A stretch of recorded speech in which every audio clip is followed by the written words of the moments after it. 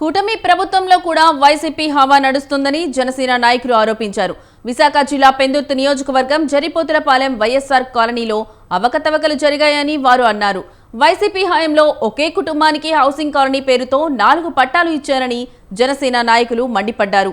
ప్రభుత్వ అధికారుల కుటుంబ సభ్యుల పేర్లపై పట్టాలు ఇప్పించుకున్నారని వారు ఆరోపించారు. జరిపోతులపాలెంలో వైఎస్ఆర్ హౌసింగ్ స్కీమ్లో సుమారు 150 మందికి ఇల్లు కట్టుకోవడానికి మంజూరు కాగా 40 మంది తప్ప మిగతా వారంతా వైసీపీ నేతల కుటుంబ సభ్యులే అన్నారు.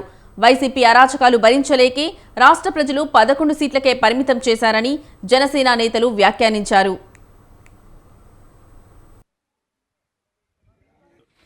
పెందుర్తి మండలంలో జరిపోతులపాలెం పంచాయతీలో ఉన్నామండి.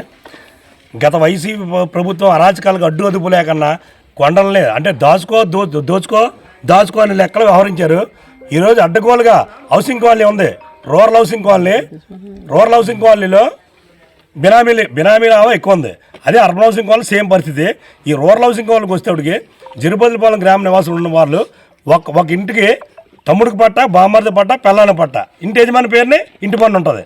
అంత అడ్డగోలుగా ఇల్లు పట్టాలు చేయించుకొని అంటే మమ్మల్ని ఏం చేయలేరు, మా ఇష్టారాజ్యం మాది అన్నట్లుగా వ్యవహరించారు వైసీపీ నాయకులు. ఈ చోటా నాయకులు కబ్జాలకు కూడా అడ్డు లేకుండా పోయింది. ఈరోజు ల్యాండ్ పూలింగ్ రైతులకి ఎంత అన్యాయం ఉంటే అంత అన్యాయం జరిగింది.